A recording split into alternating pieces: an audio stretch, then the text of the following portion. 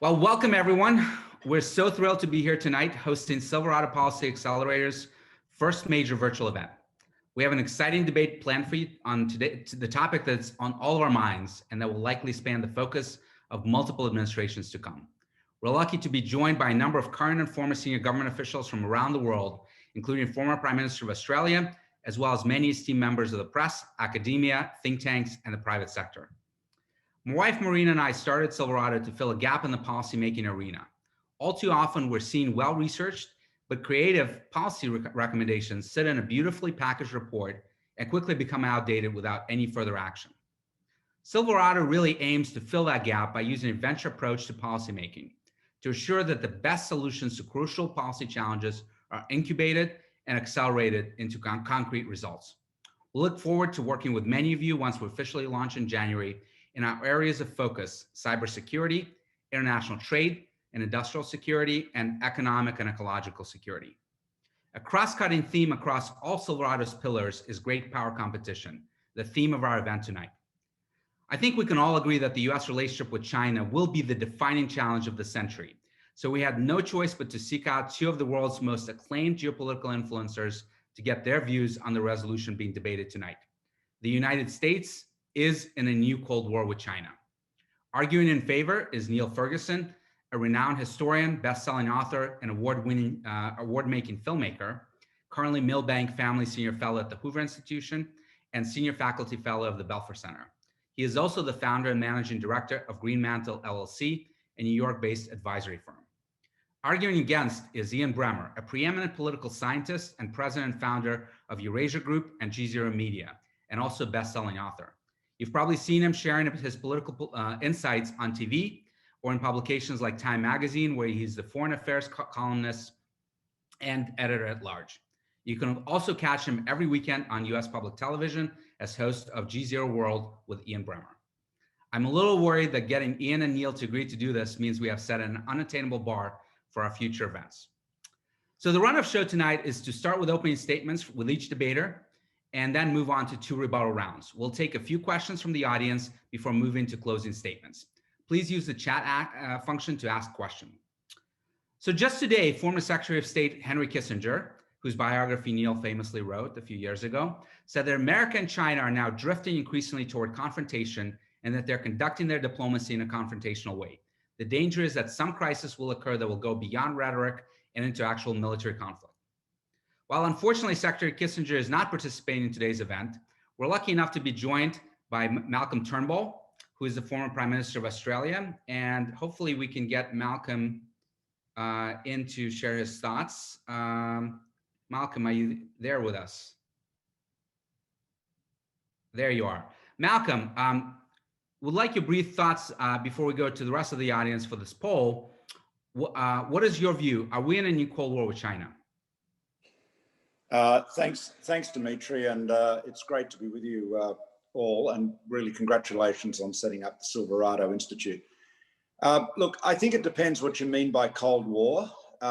China, as Henry Kissinger pointed out in his big book on China some years back, unlike the Soviet Union, does not seek to change the method of government, to overthrow the system of government in other countries, particularly democracies. It seeks compliance rather than revolution and transformation. So that's a very big difference. What has changed, I think, is certainly rhetoric and perhaps perceptions of China in the US and other democracies. But above all, what has changed is the aggression, both in terms of the region, South China Sea being a good example, and the increased authoritarianism within China. Xi Jinping has made a very big departure from the policies of his predecessors.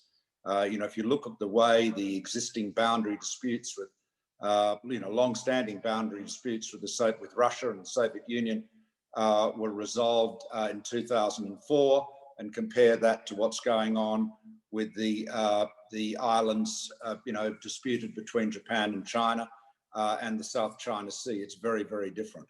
So, probably the best answer is to say it's too early to tell whether it will endure as a Cold War. But I think the one thing that is very clear, and this is consistent with all the positions I took as Prime Minister, is that when you're confronted with attempts to intimidate and bully and demand compliance, free countries should stick together. And unless you want to become a compliant client, you have to stand your ground and not bend to the intimidation. Final observation, it's not an original insight, but it's a profound one. America has many allies. China has clients. That's a great point, Mr. Prime Minister. And thank you for the courageous action that you took, the first country among the Five Eyes, I believe, that actually decided to ban Huawei from Australia's network long before it was popular. You're now seeing that happen across the rest of the world, but you guys were the first, and your leadership was instrumental for that. So thank you for that. Thanks, Dmitri. Yeah, and we'll also quickly go to Congressman Mike Gallagher, Congressman from Wisconsin, who has spent a lot of time thinking about these issues. Congressman, I'm going to put you on the spot as well. Same question to you. Are we in a new Cold War with China? Hello, can you hear me there, Dmitri? Again. Well, first of all, Dmitri, thank you for doing this. You have two phenomenal people that I've learned a lot from through the years to debate this critical issue. With respect to my friend Ian Bremmer, who, though he may not win the debate, has surely won room raider with his background, which is exceptional. I think the answer is yes. Dare I say, Australia's experience alerts us to the fact that the answer is yes. And I think the phrase is useful both because it alerts us to the similarities, the need to reorganize and modernize our national security bureaucracy, foremost among them, the need to make a significant investment in R&D at the federal level and STEM education the same way we did in 1957 and 1958, and the need to prioritize between what is essential and what is extraneous geopolitically. But it also alerts us to the differences, which is, why saying we're in a new Cold War is not to say it's identical to the old Cold War. Foremost among them, as I'm sure Neil and Ian will both get into, is the fact that our economy is so thoroughly intertwined with that of China, and perhaps our most difficult task in this new competition is to selectively decouple key parts of our economy from China's. The final thing I'd say is that I don't use this phrase lightly.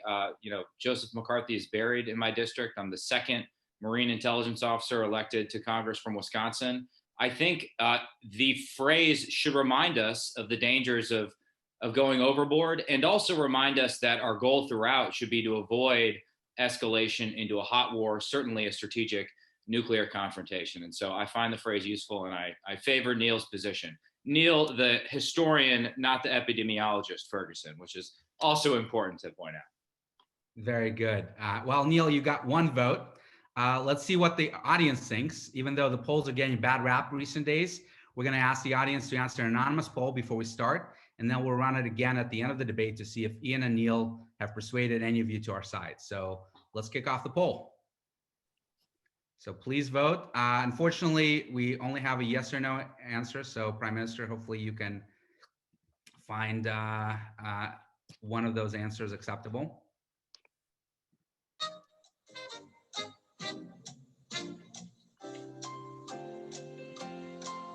right, hearing the Jeopardy music just made me a little sad. I know we all already miss Alex Trebek's calmness, decency, and dignity. But without any further delay, looks like, Neil, you're winning right now with 68% of the vote. Ian, you have your work cut out for you. So Neil, let's start with you. You're arguing in favor, 10 minutes on the clock. Please go ahead with your opening statement. Thank you, Dmitri, and it's a pleasure to join this very distinguished group. There was a First World War, and then there was a second. They weren't identical, but they were sufficiently similar for no one to argue about the nomenclature. Similarly, there was Cold War I, which lasted from the late 1940s until the late 1980s, and now we're in Cold War II. Obviously, this new Cold War isn't the same as Cold War I, but it's sufficiently similar, I think, to deserve the name. So let's acknowledge that there are differences. China is the principal antagonist the United States and its allies face, not the Soviet Union, which was essentially the Russian Empire under communist management. Second difference, there's a much higher level of economic interdependence, as Mike Gallagher rightly pointed out, between the United States and the PRC than there ever was between the US and the USSR. There was never America the way there was Chimerica, although it's worth remembering just what vast amounts of aid the United States provided the Soviet Union with during World War II. Another difference, China's a bigger economic challenger than the Soviet Union ever was. It's already overtaken the United States in terms of gross domestic product adjusted for purchasing power, something the Soviet Union never got close to doing. And there was certainly never any talk, as one sometimes hears these days, of the ruble challenging the dollar. It's worth acknowledging there's much more cultural interchange today than there was in Cold War I. Hundreds of thousands of Chinese students at American colleges, more than 2 million Chinese immigrants, half of them naturalized, leading members of the Chinese elite educated in the United States. Technology's changed. That's another obvious difference. It's much harder for each side in this Cold War to conceal military activity from the other, and it's also much easier for China to access US private and public sector data. China doesn't actively promote socialist revolution around the world. China doesn't control directly a significant number of neighboring states. I don't think there will be nuclear brinkmanship in this Cold War as there was in the first one. I don't think there'll be significant proxy wars. So those are the differences. And if you wanted me to do it, I could give you as many differences between World War II and World War I, but they were still world wars. Here's why I think we're in a Cold War. Here are the things that I think the two Cold Wars have in common. As in the early years of the First Cold War, the US and its allies are up against China, Russia, and North Korea. And as Malcolm Turnbull said, that's it. That's about the extent of China's diplomatic reach. Like the Soviet Union, China is engaged in systemic, deliberate technological catch-up, employing espionage to acquire Western technology, just as the Soviet Union tried to do. It's a bit like the US-Soviet arms race in that it's taking place in multiple fields. In Cold War I, the competition was in nuclear weapons, yes, obviously, but also in space, including satellite technology. There was competition in information warfare during Cold War I, as well as in biological and chemical weaponry until those were regulated by international agreements. Today, China's seeking parity in multiple domains too. This time it's in software, in hardware, in artificial intelligence, in quantum computing, even in vaccines. China's huge state investment program in AI, in 5G, and semiconductors is just the kind of thing the Soviet Union did to try to close the technological gap between itself and the West. Like the Soviet Union, China has both regional and global geopolitical ambitions. Regionally, it clearly seeks predominance, if nothing else, in East Asia, and it's systematically and deliberately turning the South China Sea into a vast Chinese naval base. Globally, its One Belt, One Road initiative looks a lot like the old Soviet imperialism, with aid and infrastructure in return for political loyalty. If you look at the scale of Chinese lending to various One Belt, One Road initiatives, it's not that different from the way in which the Soviet Union used to operate, although it's again on a larger scale. And although China's not pursuing world revolution, it is unquestionably doing what it can to halt the progress of democratization and the rule of law. Like the Soviet Union, China has no compunction about bankrolling corrupt tyrannies like Venezuela's. And here I think I come to the most important argument, the one that perhaps people don't pay enough attention to who don't follow China very closely. As a visiting professor at Tsinghua University, I've been going to China for many years. I don't claim to be an expert, but I've seen at firsthand the change that there has been in the ideological climate since Xi Jinping came to power 8 years ago. Like the Soviet Union, China really does have ideological objectives, which include curbing the spread of Western ideas like representative government. And just as socialism isn't popular in the United States, so Western ideas are increasingly stigmatized in Xi's China. Since 2018, he's talked overtly about struggle, duzhong, particularly great struggle, 伟大duzhong, and struggle for a new era, 反独新时代, terminology we haven't heard since the Maoist era. China is a one-party state with a leadership that under Xi Jinping has increased its commitment to a Marxist-Leninist doctrine of both internal power and international relations. As we all know, it's building an even more comprehensive and intrusive system of surveillance than George Orwell imagined in 1984. It ruthlessly deploys repressive methods like mass internment, re-education, and population control against internal minorities like the Uyghurs of Xinjiang.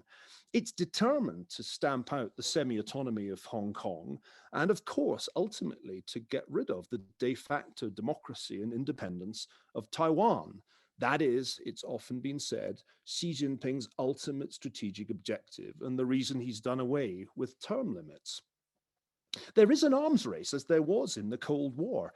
If you look at the US Office of Naval Intelligence, it projects that by the end of this year, China's Navy will have 360 battle force ships, which actually will be for the first time more than the United States can deploy. And finally, I want to add a point that doesn't often come into discussions of geopolitics, but ought to more and more, influenced perhaps by participating in Mark Carney's Wreath lectures earlier today. China, like the Soviet Union, only more so, is an environmental health hazard to the rest of the world. Not only was COVID-19 a kind of super Chernobyl, 48% of the increase in carbon dioxide emissions since the Paris Agreement are due to China. And that's because an unaccountable one-party state that is above the law can engage in all kinds of harmful activities in a way that accountable governments simply can't. So let me draw my opening remarks to a conclusion with a little historical reminder. Cold War is a phrase that was used early by George Orwell in an article published on October the 19th, 1945, entitled The Atomic Bomb Anew. And the argument Orwell made was that the invention of the atomic bomb had changed the nature of conflict fundamentally, making it much harder to engage in hot war, in another world war, but nevertheless not giving rise to an era of peace. It was, in fact, a peace that is no peace. That was how Orwell defined Cold War. And it seems to me that it's become increasingly clear, not only to policymakers, but to the populations of nearly every developed country, as a recent Pew survey revealed, that the China of today, with the leadership that it has, the strategic objectives of that leadership, and the methods that China's leadership has been employing, that under those circumstances, we find ourselves once again with a peace that is no peace. That is the definition of Cold War Orwell used. And it's for that reason that I urge you to vote again, or vote for the first time if you were on the wrong side 10 minutes ago, for the motion that the United States is in a new Cold War with China. Thank you. Thank you, Neil. Ian, over to you. You have 10 minutes. Sure. I've already won the room raider debate, which, I mean, you know, you didn't think that was going to be a contest, but it turns out it is. Neil, on the other hand, has by far the more attractive jumper. So, you know, it's hard to know where we're going with extraneous stuff. Look, I agree with the Prime Minister that a lot of this conversation is about how we decide to define what a Cold War is. But the question is not, are we going to head towards a Cold War? The question is, do we have a Cold War now? And there, it's pretty clear to me, you've got to have two sides and a system that reflects a Cold War. And right now, I'm pretty clear we don't. And that may be the crux of the difference. I do think that we have the makings of a technology Cold War right now. We are heading in that direction, in the sense that the US and China are two technology superpowers and no one else is close. Having said that, China's technology superpower is mostly aligned and coordinated with the government, at least passively. And Dmitri, you know this better than most. On the other hand, in the United States, that's really not true. I mean, most of America's technology superpower is in the hands of the private sector. And until very recently, they didn't think of themselves as patriotic national champions in the US. They thought of themselves as libertarian, open for the world, let's work with everybody. Now, I mean, some of them are a little annoyed because if you're Facebook, if you're Amazon, you haven't had access into China and they're more willing to beat on them publicly. Some of them, like Apple, are making a lot of coin in China and continue to want to do so. And, I think that both for cultural reasons, like inside Google saying we don't want to work with the Defense Department, or for commercial reasons, like at Apple and others saying we have a lot we want to do with the Chinese, some companies that are in between, like Microsoft, that are saying we've got to have the ability. This AI stuff is all actually public source anyway, and we need to have our people educating together, our scientists working together. We're going to fail in so many different ways that it's possible that we could end up truly decoupling and becoming a splinter net of things. And therefore, you get two different groups of people that have two different data and information ecosystems around them, dehumanizing each other in tribal ways. And by the way, if that happens, I don't think that's a Cold War. I think that can become a hot war, right? I mean, I am in that regard, I share Kissinger's concern from earlier today that we could be at the foothills of something much worse. Because if you have two superpowers with no technology integration whatsoever and different systems, and one suddenly has a breakthrough that would be truly momentous, like, around quantum computing or around artificial general intelligence, and most of us on the phone have read the same Bostrom book, the logic of preemption from the losing side becomes significant. But we're not there right now. Where we are right now is a whole bunch of strongly vested interests with very deep pockets that want to continue to ensure that we don't have a Cold War, that want to continue to work together. And that's easier with Biden than it is with Trump. And it would be easier with someone other than Xi Jinping. But ultimately, this is more about the structure of power in these countries than it is purely about who's leading them. And so, I mean, when I go and talk to the NBA, it's pretty clear that right now they believe that their future is China. I mean, in terms of their selling of merchandise, in terms of the fans for basketball, and even in terms of the future talent base. And by the way, in 5 years' time, I would make a very strong bet with Neil and everyone else on this call that will still be true. And if you go to Walmart today, most of the goods you buy are from China.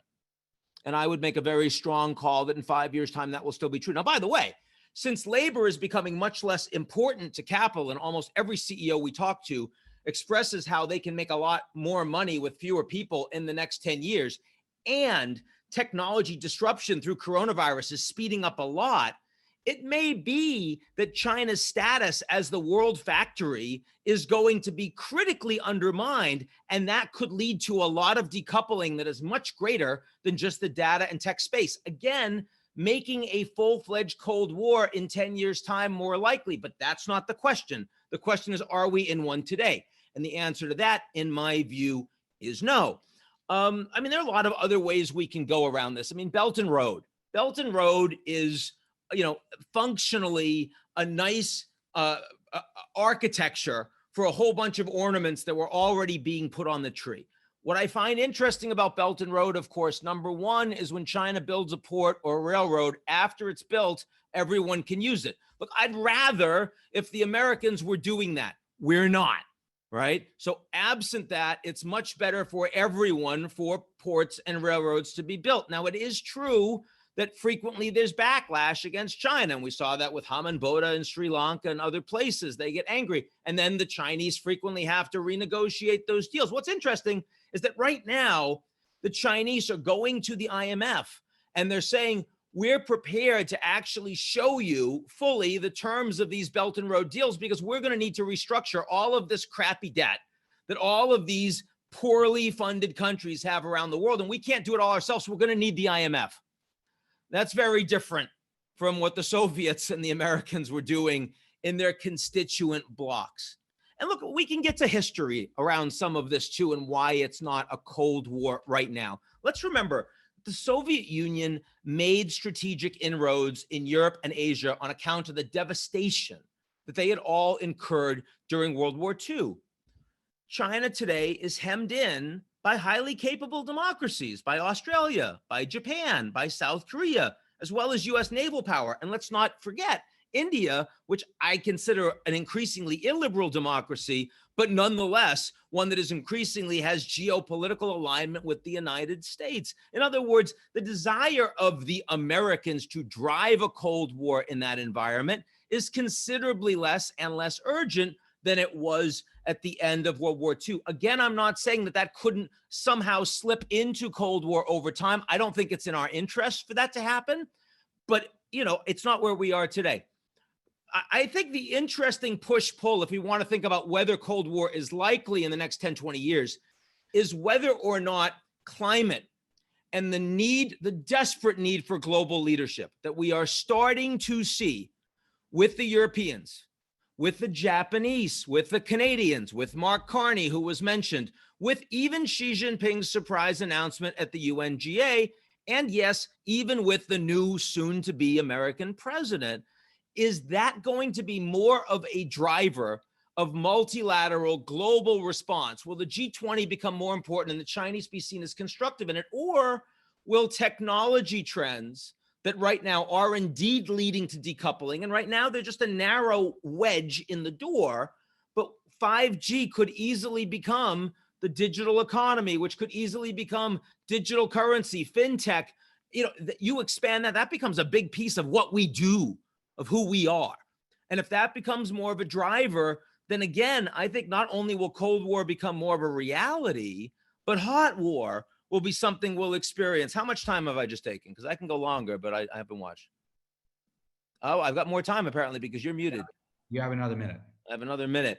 I guess I would also say that you look back at the wave of decolonization of all of the African and Asian countries, at least 30, 35 after 1945, that gave the missionary Soviet Union a lot of appeal for its own ideology. We know there's nothing similar today, and that China's ideology has very limited intrinsic appeal internationally. They're not exporting revolution, as the prime minister said. Furthermore, so many other countries around the world, even including America's top allies, really want to hedge. And so, again, I'm the G0 guy. I'm the guy that's saying there's no global leadership, at least not right now. The US doesn't want to be the world sheriff, doesn't want to be the architect of trade. If we did, and if we were ready for Cold War, we would have done that Trans-Pacific Partnership. We didn't. And, our allies, the Italians, wouldn't have joined Belt and Road. They did. I definitely think that Trump's efforts on 5G move us closer in that direction. And a whole bunch of countries that wanted to hedge are now finding out that in certain areas that are really important, they can't hedge. But, again, if I want to reach across the pond here, although he's not across the pond right now, and find a way to square Neil and my argument, what I would say is that, look, we know neither of us trust the Beijing regime. We know that there are a lot of areas of true confrontation between these two countries, and they're dangerous. And they indeed have the potential to get worse. Indeed, right now, they appear to have largely the trajectory. But as G0 guy, we're not in Cold War right now, and I personally am glad for that. Well, a lot to unpack here. Neil, your rebuttal, you have 5 minutes. Ian made a point that we're not yet in one today, and there's a lot of interests that are keeping us together. What is your response? Well, as Ian knows, I've never believed in his G0 idea. I much preferred G2, or what I called Chimerica. But the argument I've been making for some years now is that Chimerica is dead and a Cold War's been going on for some time. It's just that Americans have taken a while to notice, because in many ways it was China that started this Cold War. You've just heard Ian argue that we're not in a Cold War now, though we could get into a Cold War in the future, and indeed we could get into a hot war. But, he said, vested interests want to avoid a Cold War. Tech companies, the NBA, that crucial constituency in geopolitics, and Walmart, without which, of course, no statecraft can be practiced. Ian argued that Biden's election may reduce the Cold War tensions, and he argued that perhaps on the issue of climate change, there can even be increased international cooperation. But let me point out to Ian that we don't have to wait for Cold War II. It's here already. We don't have to wait for decoupling. Whatever the NBA and for that matter, Walmart may think, it's now. Banks are already enforcing US financial sanctions on Chinese government officials, including banks in Hong Kong. The internet is literally now being rewired as Google and Facebook drop plans to lay an undersea fiber optic cable to Hong Kong. Chinese FDI into the United States has been in free fall since its peak of 2016. It's fallen by about 90%. 49 countries just signed to support the US's Clean Network initiative, representing about 2/3 of global economic output. And you don't need any prizes to guess which country that initiative is directed against. I also disagree with Ian's claim that the Chinese aren't exporting ideology, illiberal ideology, in the way that the Soviets did. They are, and they're also exporting the surveillance technology that makes possible illiberal democracy and outright authoritarianism, as a recent excellent article in the Atlantic Monthly pointed out. One of the reasons that Ian's wrong is that he doesn't listen to enough Chinese intellectuals who have been acknowledging for some time that we are in Cold War already. Yao Yang, for example, a professor at the China Center for Economic Research, dean of the National School of Development at Peking University, wrote earlier this year, "We already find ourselves in the situation of a new Cold War," end quote. Yan Ziotong, dean of the Institute of International Relations at Tsinghua, where I occasionally teach, takes the same view, though he argues that it will be a much more narrowly technological Cold War than the Cold War that the United States and the Soviet Union fought, which I'm inclined to agree with. Ian also needs to get out of New York more. I mean, that's a fancy office, dude, but it wasn't a great place to figure out where things were going politically in the United States over the last 4 years. In that time, the unpopularity of China in the United States has soared. 47% of Americans had an unfavorable view of China in 2017. It's now 73%. And it's bipartisan, Ian. It's about 83% Republicans, but 68% Democrats. Policy elites, including key advisors to President-elect Joe Biden, as I think we must call him, agree that the Obama administration and its predecessors were way too soft on China. Think of what Kurt Campbell has recently written in Foreign Affairs, or read Michelle Flournoy's remarkable essay earlier this summer in that magazine, in which she argued that the United States' commitment to Taiwan had to be made more credible. It sounded as if she was trying to outdo Mike Pompeo in that article. So a crucial point that I want to drive home in this brief intervention is that Cold War II is now, and it is the classic feature of American liberal thinking, just as it was in the late 1940s, to be in denial about that reality. I'll say a bit more if I have time later on about delayed reaction to Cold War syndrome, which I think, with all due respect to my old friend, Ian is suffering from rather badly. Ian, are you in denial? You have 5 minutes. I'm in denial of Neil's points, sure, but that's okay. We are friends. It doesn't matter. Look, there are a bunch of things. I mean, Neil's point on New York, which is, a little cheap and not really relevant, because he used it to talk about how China is seen as so distasteful all over the world. So is the United States. I mean, that's kind of the point, is to have a Cold War it's not just about the United States and China. You also have to have the rest of the world kind of aligning with one or the other. That's not happening. Right. I mean, you can talk to the Germans today and they're much happier with Biden than they were with Trump, or will be shortly. But they do not want conflict or crisis between these two sides and will do everything possible to avoid having to make that decision. I was talking to the new Japanese Prime Minister Suga a week ago, and I will tell you, I mean, compared to Abe, I mean, Abe was kind of a cold warrior. You'd mention China and you could actually watch the vein on his neck move. When I was talking to Suga-san about the Biden administration, he was interested, but when we were talking about China, he was taking lots of notes. And his questions about China were all, how can we as Japan ensure we're working closely with both the Americans and the Chinese so that this does not deteriorate? We worry that's strongly opposed to our interests. That is not the conversation you would have had with key American allies at any point during the Cold War. This is a conversation with other countries around the world who know that a marked deterioration of US-China relations is possible, know that Niall's arguments may hold increasing sway, including in a largely bipartisan foreign policy establishment in the US that agrees on very little, but does want a more hawkish line on China and is unprepared to go down that road. I think that's very important. Now, Niall and I do clearly agree on this idea that to the extent that a Cold War is likely, it is going to be a narrow one that emerges in the technology sphere. And I think that's important. I'm not even prepared to argue that a tech Cold War exists right now, however, in part because the United States has not decided once what our principal problems with the tech world are. I mean, you've got two very strong groups that have real issues with technology in the United States. You have the people that Niall has been quoting, the Michelle Flournoys, the people that are writing about the national security complex, and they are saying overwhelmingly, we have to have our own 5G strategy. We have to get rid of TikTok, all this stuff.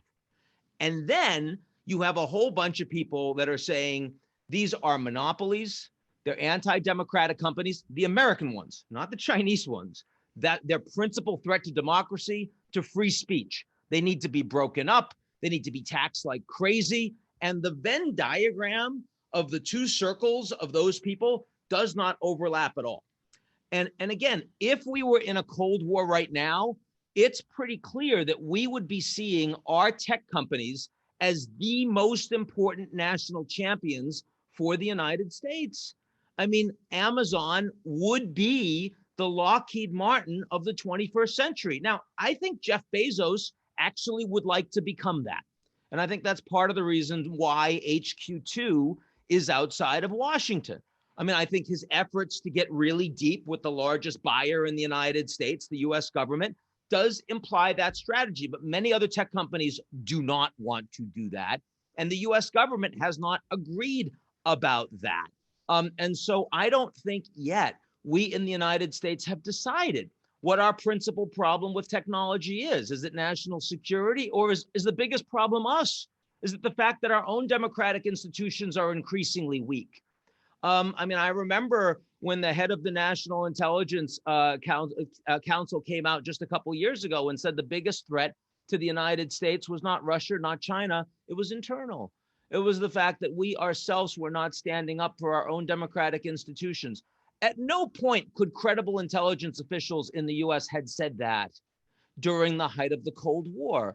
The principal threat came, of course, from the Soviets, and it was mutually assured destruction on the nuclear side, which we aren't even talking about right now because the Chinese indeed do not view nuclear capacity as particularly relevant to a more strategic and commercial orientation to projecting their power increasingly. So again, that's probably 5 minutes from me. I'll let it go. Niall, quick rebuttal from you, maybe 2 minutes. Well, I would counsel Ian to take some kind of appropriate remedy for CWD, Cold War denial syndrome. Maybe, Ian, try listening to the speech Xi Jinping gave last month on the 70th anniversary of the outbreak of the Korean War. 70 years ago, he said, the imperialist invaders fired upon the doorstep of a new China. The Chinese people understood that you must use the language that invaders can understand to fight war with war and to stop an invasion with force, earning peace and respect through victory. The Chinese people will not create trouble, but nor are we afraid of them. And no matter the difficulties or challenges we face, our legs will not shake and our backs will not bend. Any country and any army, he went on, no matter how powerful they used to be, notice used to be, would be battered if they challenged China today. And the rather the punchline of that speech was that China needed to accelerate its military modernization. Another remedy you could try, Ian, is Christian Brose's book, The Kill Chain, which I think sets out very clearly the significant danger that exists as US military dominance has been eroded in the Asia-Pacific region. Look, when I argue for a Cold War, a lot of people sort of draw back as if what I'm saying is somewhat shocking. I noticed that when I first made the argument at the beginning of 2019. But my point was that Cold War is much preferable to hot war. And one of the most alarming features of US-China relations at the moment is that both sides are actively preparing for hot war. China ramping up its capability to mount an amphibious assault on Taiwan, the US Marine Corps reorienting its strategy, getting rid of tanks so that it can effectively island hop in the South China Sea in the event of a hot war. I think it's really important that we understand not only the dangers of a Cold War, but the preferable nature of a Cold War to a hot war.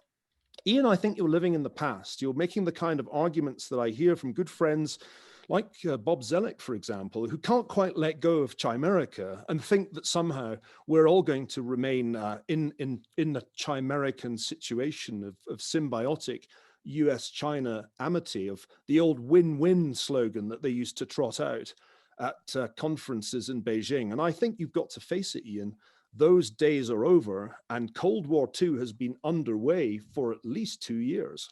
Yeah, the looking backwards issue is one that I'm finding kind of goes through the comments that you're making, because it implies a world that is fundamentally more conflictual in the kind of challenges that we face. I mean, the only thing that bound the United States and the Soviet Union together was one imperative. It was avoiding mutually assured destruction.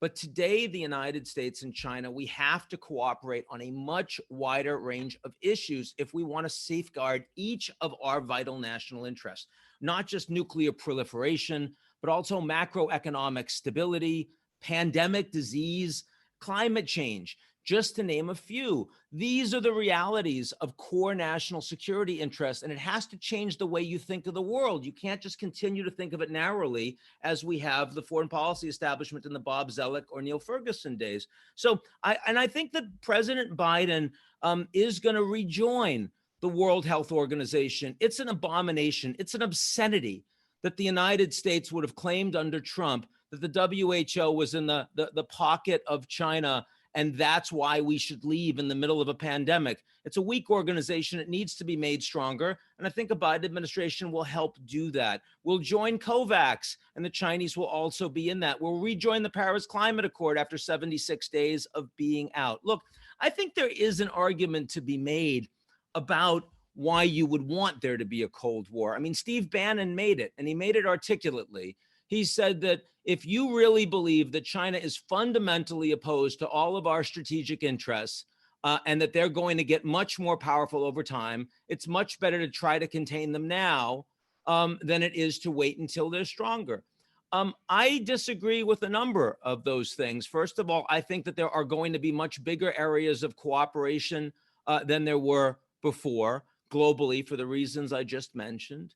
I think many of our allies will be much stronger with us if we prepare to engage in the world that way and not in a confrontational way with the Chinese. Some areas that we will compete, some areas that will be antithetically opposed, like their treatment of the Uyghurs or like what they're doing in Hong Kong, and some areas where there'll be a lot to play for. You know, I mean, we create a World Data Organization. Will they join? Will they not? Depends on what the incentives are. I think that's fine. That's not a Cold War. And I think it's unclear whether or not China is even going to continue to succeed the way it has succeeded. We already talked about a little of this when I mentioned like the one thing that made China so incredibly great was all of this inexpensive, really productive labor, which is exactly what's going away so fast during the acceleration of technology disruption in coronavirus. It's not at all clear to me that China taking more control of the animal spirits of their tech sector. I mean, maybe it's all AI is all about data, but maybe you actually really need entrepreneurs and scientists that can drive that kind of true creative destruction. And it's not clear to me the Chinese system in 5 and 10 years is heading in the right direction. You know, the people that are concerned about massive corporate debt. You also know the people that are concerned about China's own ability to continue to drive the kind of surveillance state domestically in an effective way. Look, I'm not a believer that the Chinese bubble is about to implode. I never have been. I'm not a coming collapse of China person. I'm much more a believer that the type of national security environment we have in the 21st century looks a lot less than the one of the 20th century. And that implies to me that at least for 2020 right now, Cold War is not where we are. Ian, we have some great questions from the audience. Let me get the first one for you. If China and Russia cemented military and economic ties, as they're trying to do today, would that instigate a less ambiguous Cold War in your view? Yeah, I think that clearly a strong Russian military alliance with the Chinese moves the needle farther in Neil's direction. It is the case that Russia right now is a country in decline. They are a country that blames the United States, somewhat rightly, somewhat wrongly, for that decline. And they desperately want to undermine the United States, the Europeans, the transatlantic relationship. That revisionism, that lack of seeing benefit. And I mean, they benefit from climate change. China doesn't, right? I mean, and that's why the Russians have been some of the biggest climate denialists out there. They benefit from chaos in the international system. The Chinese don't.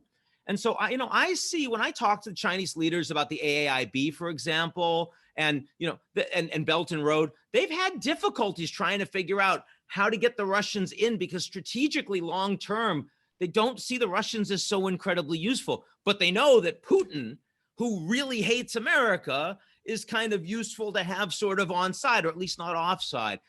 It's hard for me to imagine. I mean, I'm not quite with Kissinger on this, that if you could just flip the Russians, everything is fine. But I do think the Russians are fundamentally more problematic power in many ways because they just are they don't have a good trajectory in the next 5-10 years, and that makes them a much more chaotic and volatile actor. Great. Neil, a question for you coming from James Green. He spent 2 decades working in U.S. government in China, was recently USTR attaché in China. And his question is, how does the terminology of Cold War help or hinder the U.S. policy response? Hinder. Well, thanks for that question. It's a privilege to get it from someone with so much experience of this issue. I think it's helpful because it helps Americans focus. Prior to H.R. McMaster's review of the national security strategy, I think it's fair to say that in the late Obama years, Americans had drifted into a kind of acquiescence in China's rise. This was the strategic patience phase. And that meant that, for example, on the West Coast, there really wasn't that much vigilance about Chinese penetration of tech companies, or for that matter, of research institutes like Stanford University and the University of California. There wasn't really that much attention paid to the efforts that China was making to catch up in artificial intelligence and to forge ahead in digital payments. It's worth adding that China is notably ahead in that particular realm and is making every effort to pioneer digital central bank currency too. Not something that I think it particularly needs economically, but something that it obviously regards as a strategic investment. So the reason that I started talking about Cold War II back in early 2019 was the feeling that it would help Americans, especially Californians, focus on the very real strategic threat being posed by Xi Jinping and the Chinese Communist Party. And it would up America's game, because in Cold War I, what was really significant was the way in which research and development investment by the US government not only made the United States more secure, it also made the United States much more prosperous, because the spin-offs from R&D were so tremendous in their economic benefits in the civilian sector. I mean, the internet itself probably wouldn't have come about if there hadn't been a budget to experiment with ARPANET. So I think the argument for Cold War II as a term is that it helps Americans realize that they can't simply continue to live in that win-win fantasy land that Chinese governments were very good at propagating, which I'm afraid successive administrations going back many years, I mean, really back to the 1990s, tended to swallow in the naive belief, and Democrats now acknowledge that it was naive, that economic integration of China into the global economy would lead to liberalization. The great insight of the last few years, the penny finally dropped, was that China was going in exactly the opposite direction under Xi Jinping. And I think it was only because I was going regularly to China and teaching at Tsinghua that I noticed that, because my colleagues went from being quite relaxed about whatever I happened to say to being increasingly paranoid. And now we've reached the point that I'm not even sure I can go back to Beijing, because there are these threats of potential tit-for-tat detentions going around. So I do think that the point of Cold War II is to wake America up. And for all his flaws, and there are a great many, President Trump's one historic contribution, I think, was to change the direction of travel in American strategy towards China, and broadly speaking, wake up ordinary Americans and wake up the policy elites in both parties. Ian, a question for you from Rob Atkinson. He's president of Information Technology Innovation Foundation, one of the leading thinkers on industrial policy. So he asks, if the result of the current conflict with China, Cold War or not, results in the loss of significant share of US advanced technology industries, as we have already seen with telecom equipment and solar panels, does this constitute enough of a cause to challenge and confront China and risk conflict, even if cold, not hot? Absolutely. I mean, these are big issues. And I don't think the Chinese are going to respect, Obama going over that first trip where he had his town hall and he was, let's try a reset. I mean, he was walked all over, and Biden does understand that. That reciprocity is an important component of this relationship. And if the Chinese are going to continue to rip off American IP, and if they're not going to provide access of US companies, US tech companies, to the world's most important, largest, most robust data market, then why would we give it to them? And indeed, we should try to use our influence with other countries to ensure that that's not a successful strategy of theirs. But that's not, I don't consider that a Cold War. That is a legitimate confrontation in the same way it's in the tech sphere, but we've had confrontation like that with the Japanese and with the Europeans in all sorts of trade areas, and it's been exceedingly nasty, but it hasn't expanded beyond those areas. One other thing I would just mention in terms of how this differs from Cold War, let's also keep in mind, just strategically, the Soviet Union was never the kind of economic competitor that China right now is. The GDP was, I think, 40% of the United States is at its peak, and that was probably overstated by the CIA. We always had the assessment that we could contain Moscow, that containment was an appropriate strategy. I mean, that I don't believe that anyone in the Biden administration thinks that containment is a feasible strategy. China's GDP is 2/3 as large as the US's. It's the largest trading partner in the world for 130 countries, and the government drives a lot of it. So I also think that for all of those reasons, containment of Beijing is just not something that serious members of the foreign policy establishment are actively trying to do. Neil's quite correct. That one big thing we agree on is that the biggest mistake made by the foreign policy establishment for years was if we only wait until China gets wealthier, they will also look like us.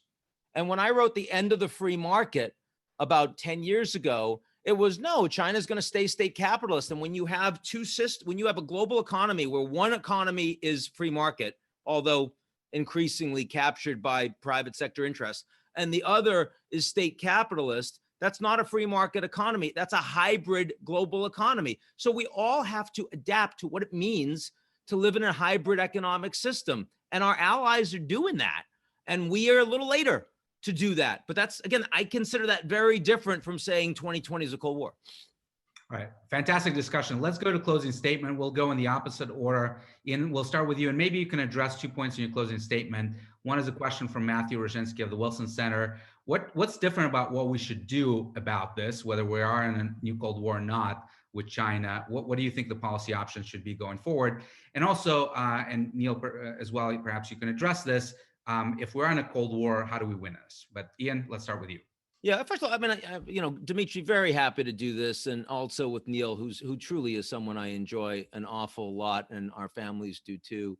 You know, I think that the strategy of working with the Chinese that is my strategy that is different from a Cold War. In a Cold War, you want to defeat your adversary.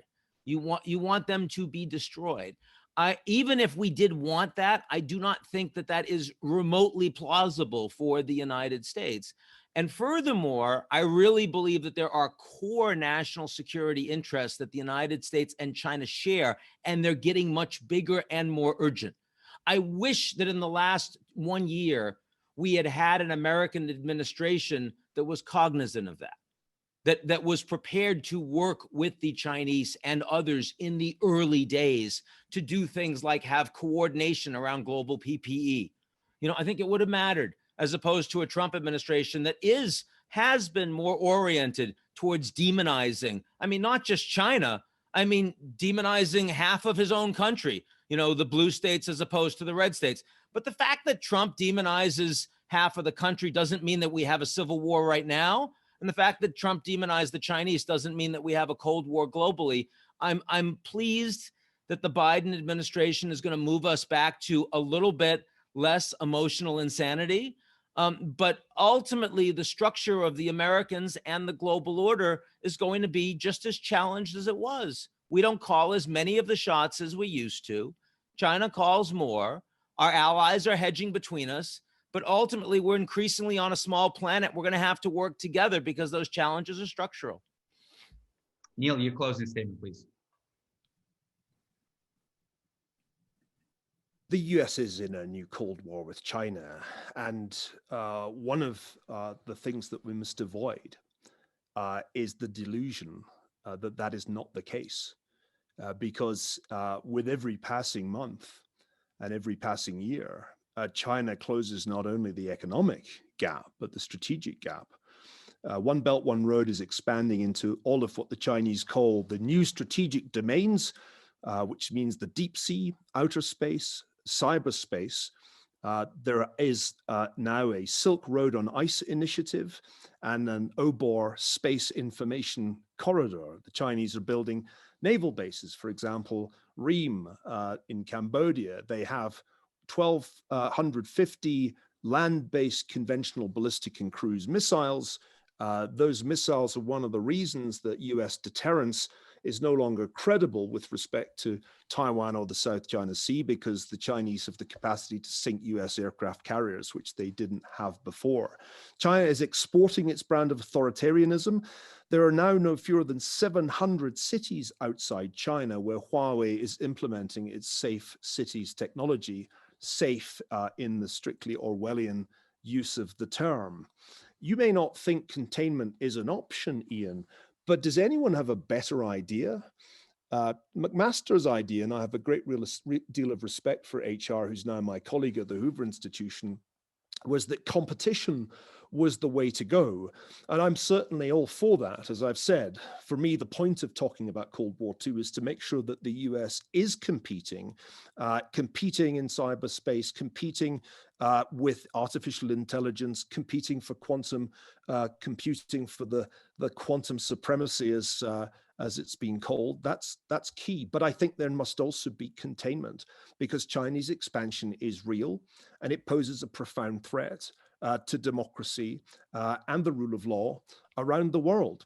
Look, nobody announces the outbreak of a Cold War, and it often takes commentators, particularly those who lean to the left, years to realize that a Cold War has begun. That's what we're really seeing in this discussion, that Ian, a brilliant man whom I count as a friend, is nevertheless afflicted with CWD syndrome, Cold War denial syndrome. And let me illustrate why this is history repeating itself. When Churchill gave his famous Iron Curtain speech in Fulton, Missouri in March 1946, the New York Times' commentary, which I took a look at this morning, made it sound as if the US at that point had a choice between an alliance with the British Commonwealth or an alliance with the Soviet Union, which was actually proposed at that time by some senators. The Times wrote, "It is inconceivable that a leader as shrewd and foresighted as Stalin would draw a people yearning for peace into a new war." Numerous senators criticized Churchill's speech for being provocative. A few months later, in July 1946, the New York Times' Moscow correspondent's final dispatch, which appeared on page 1, had the headline, "Soviets seen wanting peace despite its air of challenge." The London Times was no better. Its commentary on Churchill's speech went like this: "While Western democracies and communism are in many ways opposed, they have much to learn from each other. Communism in the working of political institutions and the establishment of human rights, Western democracy in the development of economic and social planning." We've been here before, ladies and gentlemen. Cold Wars always begin this way. The communist side knows the Cold War has begun, and it also knows that one of its big advantages is that the other side, the liberal side, the democratic side, will look on the bright side and will remain in denial about the outbreak of Cold War, giving them a few years more to do the catching up. So I'll rest my case with the firm assertion that the US is in a new Cold War with China, and denying that is actually a form of national insecurity. Thank you, Neil. Before we officially close, let's do a final poll. And while we're doing that, I hope that you've all enjoyed this as much as I have. I've learned an immense amount listening to these two acclaimed experts, and I want to extend my deepest gratitude to Ian and Neil for taking the time to be with us tonight. So as the attendees are voting, we will see who has moved the minds the most. I believe it was 68% in favor of the Cold War in China last time. And people are still voting. Fortunately, we're not accepting mail-in ballots, so we should know shortly what the results are. 64%. So Ian, you have moved some minds on this issue, not enough to win the debate outright. Doesn't matter. We're deeply polarized as a nation. We knew that already. That's part of the problem. That's right. But thank you again, everyone, and have a great night.